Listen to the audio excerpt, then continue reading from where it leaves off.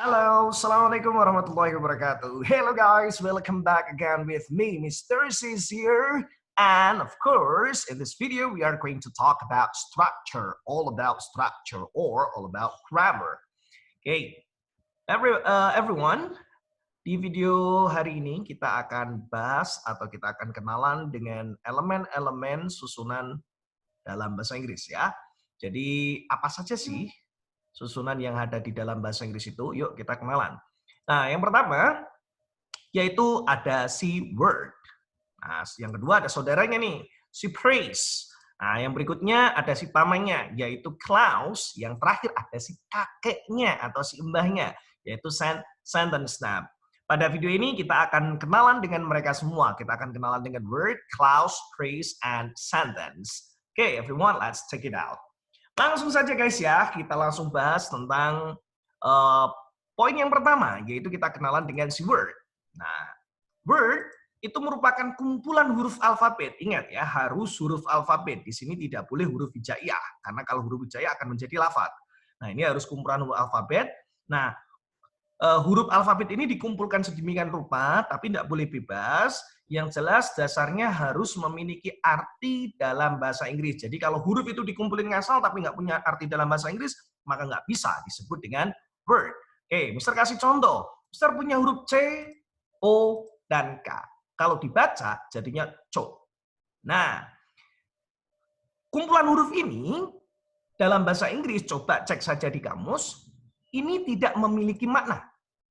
Mungkin dalam bahasa yang lain, terutama bagi masyarakat yang ada di Jawa Timur, ini memiliki makna umpatan. Bisa saja ungkapan kemesraan, jadi tidak selalu dengan umpatan ya. Jadi kata cok sendiri ini tidak memiliki nama, tidak memiliki makna, maka tidak bisa kita sebut sebagai word. Nah, kemudian yang kedua ada C, O, ada O lagi dan ada K. Nah, perbedaan dari kumpulan huruf yang pertama, ini kan O-nya satu. Yang kedua, ini O-nya ada dua. Nah, bukan berarti kalau O-nya ada dua terus dibacanya co gitu. Bukan juga dibacanya cu gitu, bukan ya. Nah, ini dibacanya menjadi kek. Nah, ketika kita lihat di kamus, huruf seperti ini yang dikumpulkan melahirkan kata kek memiliki makna dalam bahasa Inggris. Itu maknanya bisa saja maknanya memasak. Nah, oleh karena itu, kek itu adalah word. Jadi secara mudahnya kita bisa mengatakan kumpulan huruf itu tadi word. Yang pertama adalah harus huruf alfabet. Yang kedua harus memiliki makna dalam bahasa Inggris. Simple guys ya. Nah sebenarnya kalau secara pedagogiknya ya, ini bahasnya tentang morfem atau fonem. Nah lebih mudahnya kita kenal untuk orang yang masih basic, kita belajarnya seperti ini aja. Bahwa word merupakan kumpulan huruf alfabet yang memiliki makna dan arti dalam bahasa Inggris. Ingat harus punya arti, tidak boleh tidak punya arti ya. Oke, langsung kita kenalan sama si saudaranya yaitu si praise. Nah, bagaimana dengan si praise? Praise merupakan kumpulan kata, jadi sudah jadi huruf dikumpulkan jadi kata, nah sekarang kata dikumpulin. Nah, praise merupakan kumpulan kata di mana seluruh kata dalam susunan tersebut berkaitan satu sama lain, alias berkaitan menjadi satu bagian. Dan di sini hanya meskipun ada banyak kata, hanya ada satu pembahasan saja. Yang paling penting adalah seluruh kata dalam susunan itu hubungannya adalah menjelaskan dan dijelaskan. Jadi ada yang menjelaskan dan ada yang dijelaskan. Seluruh kata dalam susunan itu hubungannya pasti seperti itu. Mister kasih contoh ya. Contohnya adalah 3 pertanyaan pendek pertama yang susah. Kita lihat. Dalam susunan ini kita ketemu dengan 1, 2, 3, 4, 5. Ada 5 kata. Nah, ada 5 kata. Ada 5 kumpulan huruf. Nah, ada huruf berkumpul jadi 5. Ada 5 kumpulan. Jadi 3 pertanyaan pendek pertama yang susah. Nah, kalau di sini kita lihat kata 3, dia menjelaskan pertanyaan. Yang jelas ngasih tahu jumlah pertanyaannya. Makanya menjelaskan dia. Nah, berarti pertanyaan itu dijelaskan. Kemudian kata pendek, pendek pun juga menjelaskan kata pertanyaan. Berarti yang menjelaskan. Pertama juga menjelaskan pertanyaan, yaitu ngasih tahu urutan. Nah, kemudian yang terakhir kata susah, juga menjelaskan pertanyaan. Ini pendapat kita tentang pertanyaan tersebut. Nah, kalau kita ketemu dengan kumpulan kata yang seperti ini modelnya, di mana ada yang menjelaskan dan ada yang dijelaskan, maka ini yang disebut dengan phrase. Jadi sederhana bukan? Jadi nggak usah dibikin yang terlalu ribet lah. Jadi phrase itu menjelaskan dan dijelaskan selesai. Sudah, pokoknya dalam suatu susunan kata, ada yang menjelaskan, ada yang dijelaskan, itu namanya frase. Oke, well, ini si saudaranya si word. Nah, word tadi kumpulan huruf alfabet yang punya makna dalam bahasa Inggris, sedangkan frase itu kumpulan katanya, hubungannya adalah menjelaskan dan dijelaskan. Nah, sekarang kita ketemu dengan si pamannya. Nah, namanya adalah clause. Nah, kalau clause sendiri itu guys, clause itu merupakan kumpulan kata atau kumpulan frase. Jadi bisa dari kata, bisa jadi frase yang dikumpulin. Tadi huruf dikumpulin jadi kata, kata dikumpulin jadi frase. Nah, kalau clause ini dari kata sama frase boleh dikumpulin. Nah, tapi ingat bahwa clause itu beda dengan frase. Kalau frase kan menjelaskan dan dijelaskan. Tapi kalau klausa tidak seperti itu. Klausa itu kumpulan kata atau kumpulan frase di mana seluruh kata atau frase dalam susunan tersebut berkaitan menjadi beberapa bagian. Di sini tidak hanya berfokus pada satu pembahasan kata atau frase saja. Di sini hubungannya bukan menjelaskan dan dijelaskan. Oke, misal kasih contoh. Saya punya kata, kucing itu tidur di kamarku semalam. Coba, dari 1, 2, 3, 4, 5, dari 5 kata ini, mana yang dijelaskan, mana yang menjelaskan? Nah, tidak ada yang seperti itu. Kenapa? Karena dalam susunan kata seperti ini, kita ketemu beberapa bagian. Kucing dan itu mereka saling menjelaskan. Ini yang dijelaskan, ini yang menjelaskan. Jadi jadi satu bagian. Tapi tidak dengan tidur. Tidak juga dengan di kamarku, tidak juga dengan semalam. Berarti di sini kita ketemu dengan 1, 2, 3, 4, ada 4 bagian. Jadi 5 kata yang berkumpul ini ternyata menjadi 4 bagian. Nah, bagian yang pertama, kucing itu, ini menjadi bagian subjek, tidur menjadi bagian verb, di kamarku dan semalam 2 bagian ini masuk dalam kategori complement. Nah, jadi kalau phrase tadi itu menjelaskan dan dijelaskan, sedangkan kalau clause yang ini itu bukan lagi menjelaskan dan dijelaskan, namun melainkan sama ya, namun susunannya adalah subject verb complement. Jadi kalau frase menjelaskan dan dijelaskan, kalau bukan menjelaskan dijelaskan ya pasti ini. Jadi sederhana sekali. Jadi orang tidak akan bingung dengan klausa atau frase. Karena sebenarnya mudah. Kalau kamu sudah tahu frase itu menjelaskan dan dijelaskan, kalau bukan menjelaskan dan dijelaskan, berarti maksudnya adalah klausa. Pasti di situ susunannya ada subjek, verb, dan complement. Pasti seperti itu. Nah, oleh karena itu di sini kita simpulkan ya bahwa kata dan frase pada klausa itu dibelah menjadi 3 bagian. Jadi harus 3 bagian. Yang pertama ada posisi subjek, yang kedua ada posisi verb, yang ketiga ada posisi complement. Nah, masalahnya tidak seluruh klausa itu memiliki complement. Yang jelas, posisi subjek itu wajib ada, verb itu wajib ada, complement sunnah. Itu artinya boleh ada, boleh tidak. Namun lebih baik ada. Tidak selamanya klausa itu memiliki complement. Tidak selamanya ya. Yang penting kalau ada subjek dan ada verb itu boleh disebut dengan klausa. Ya, jadi kalau ada 2 bagian aja sudah bisa disebut sebagai klausa. Yang penting bukan menjelaskan dan dijelaskan. Itu kuncinya. Oke. Dan di sini kita tahu bahwa klausa itu, ingat, bisa dibentuk dengan mengumpulkan kata dengan kata. Misalkan, kucing tidur di kamarku semalam. Berarti kan semuanya kata. Nah, bisa jadi frase dengan frase. Contohnya ini, kata kucing dan kata itu yang berposisi sebagai subjek, ini kan 2 kata yang saling menjelaskan dan dijelaskan. Berarti ini adalah frase. Jadi bisa juga klausa itu dibentuk dengan frase. Bisa kata dengan kata, frase dengan frase. Nah, atau bahkan kita campur. Kata dan frase digabung. Pokoknya selama mereka bukan menjelaskan dan dijelaskan, tapi mereka dipilah menjadi beberapa bagian, di mana di situ ada subjek, verb, dan complement, maka disebut sebagai klausa. Sah, sah, sah, sah. Oke ya. Oke guys. Jelas ya? Mudah toh? Jadi frase menjelaskan dijelaskan, klausa ya selain menjelaskan dan dijelaskan pasti disebutnya dengan klausa. Oke. Nah, Mister, bagaimana dengan sentence? Subjek, verb, dan complement bukankah itu yang disebut sebagai sentence harusnya? Oh, beda ceritanya. Kalau clause dan sentence itu ada perbedaannya, guys. Jadi mungkin bagi orang yang awam, subjek, verb, dan complement itu mereka mengenalnya dengan nama sentence. Padahal mereka itu ada perbedaannya. Ya, perbedaannya tidak begitu jauh lah, 11-12. Nah, kalau gitu kita bahas tentang sentence. Sentence merupakan kumpulan kata. Jadi kata dikumpulkan bisa. Kumpulan frase, frase dikumpulin juga bisa. Apa atau bahkan kumpulan klausa. Jadi klausa dan klausa dikumpulin juga bisa jadi sentence.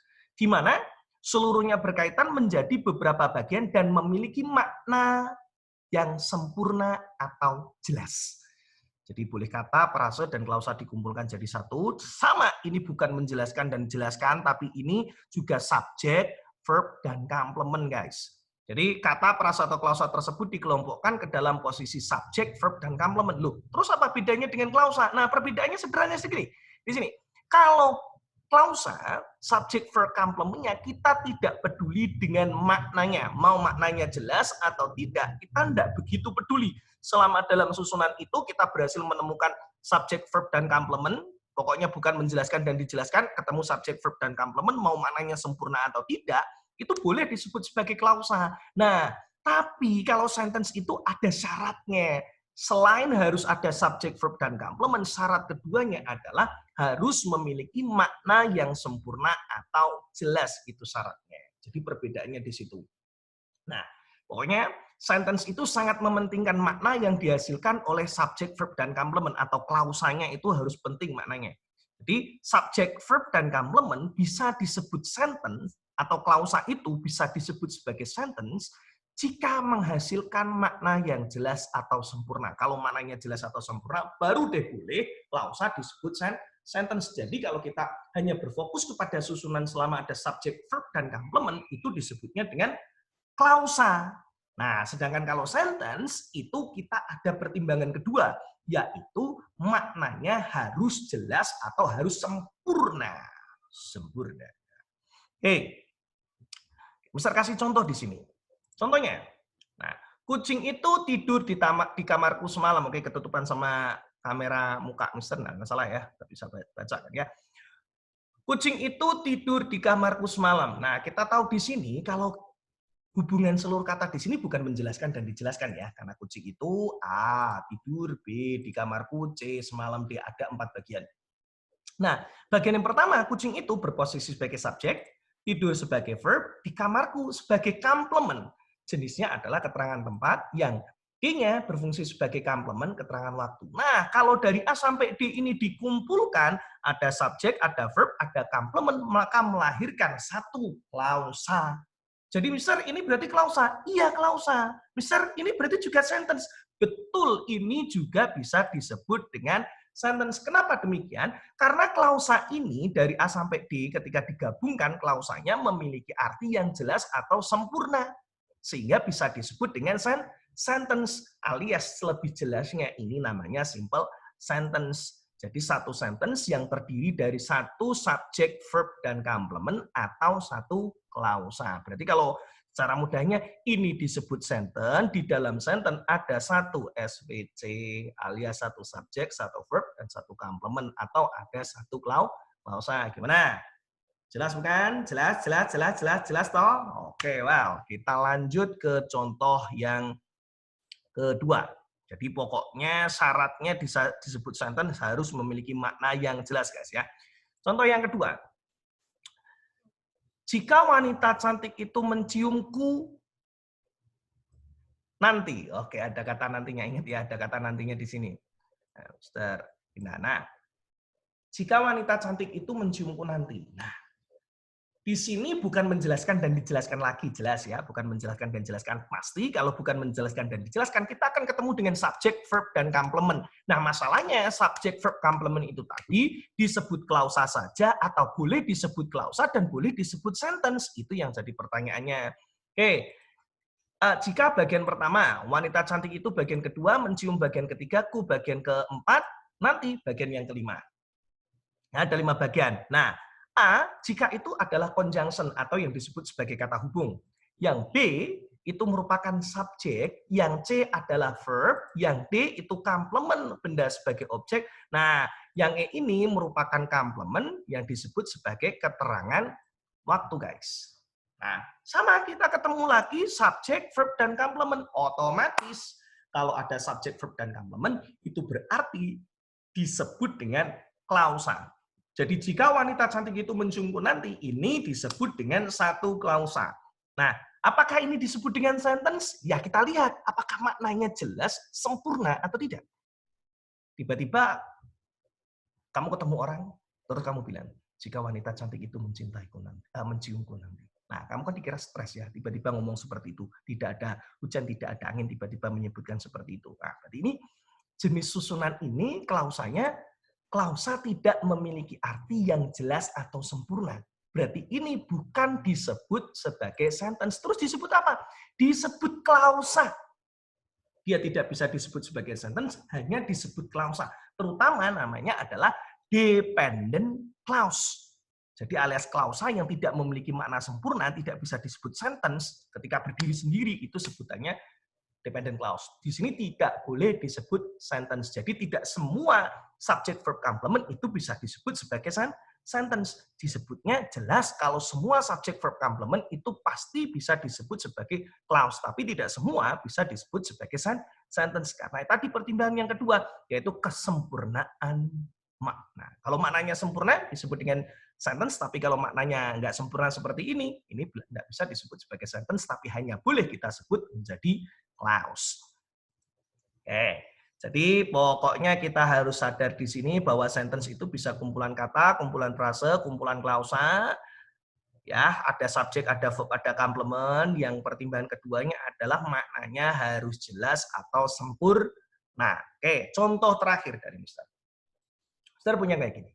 Jika dia datang ke sini nanti, aku akan memberitahu dia. Nah, di sini jika dia B datang C ke sini D nanti E, aku F akan memberitahu G, dianya adalah H.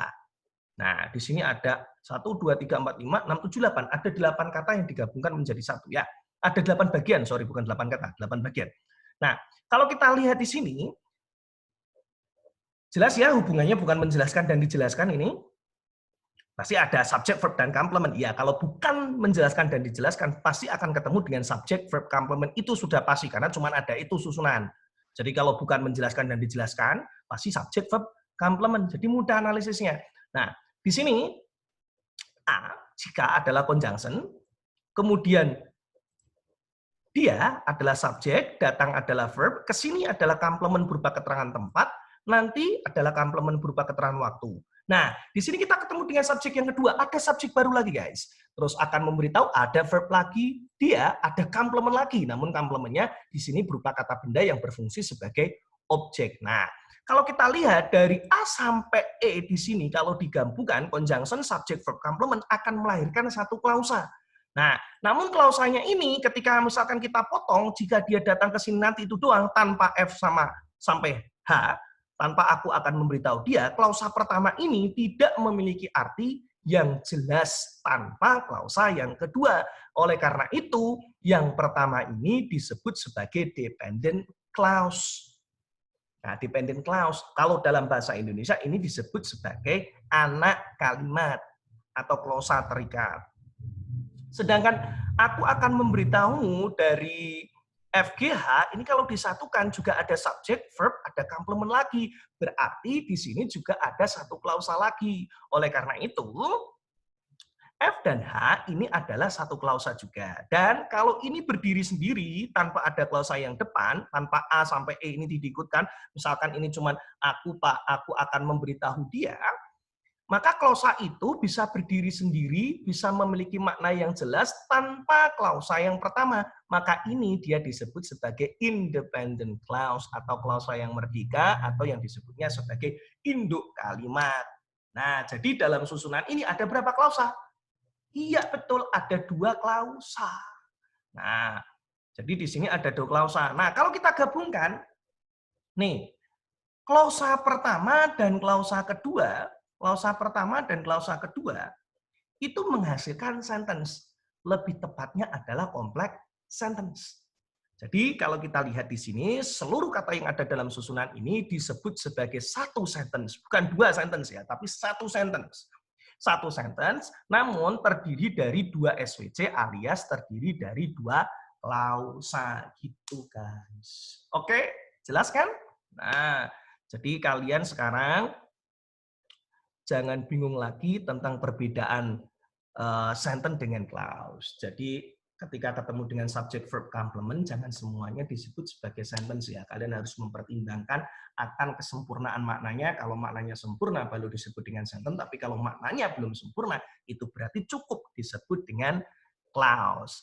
Oke guys, cukup sekian dari Mister untuk pembahasan kita kenalan dengan istilah-istilah yang ada dalam susunan dasar yang ada di bahasa Inggris atau terutama ada di pelajaran grammar ya. Kita sudah kenalan dengan si word, dengan saudaranya si phrase, pamannya si clause, dan mbahnya yang si sentence. Jadi kalau kita ambil kesimpulan sedikit ulang, word adalah kumpulan huruf alfabet yang punya makna, phrase itu kumpulan kata, di mana hubungan katanya itu menjelaskan dan dijelaskan. Berarti kalau ada kata yang berkumpul tapi bukan menjelaskan dijelaskan, itu pilihannya ada dua, clause dan sentence. Nah, clause dan sentence itu sama-sama terdiri dari subject, verb, dan complement.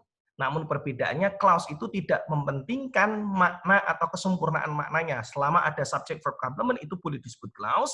Kemudian sentence itu subject, verb, dan complement-nya harus memiliki kesempurnaan makna, baru bisa disebut dengan sentence itu. Jadi bisa kita bilang bahwa klausa itu akan berevolusi menjadi sentence ketika maknanya sempurna. Tapi ketika maknanya tidak sempurna, dia berhenti jadi clause saja. Oke guys, udah sampai keringetan, cukup sekian. Jadi pembahasan materi pada video kali ini. Oke, jangan lupa kalau ada pertanyaan silakan komen atau silakan chat Mister atau tanyakan di kelas ya. Oke, don't forget to like, subscribe, terus apalagi comment, terus apalagi lah gitu pokoknya ya. Oke, don't forget to study ya. Jangan lupa untuk tetap belajar bahasa Inggris itu butuh proses semuanya ya. Ingat pesan Mister, belajar bahasa Inggris kalau mau instan, mending bikin mie instan ya, cepat saji. Oke, see you guys. Assalamualaikum warahmatullahi wabarakatuh. Bye-bye.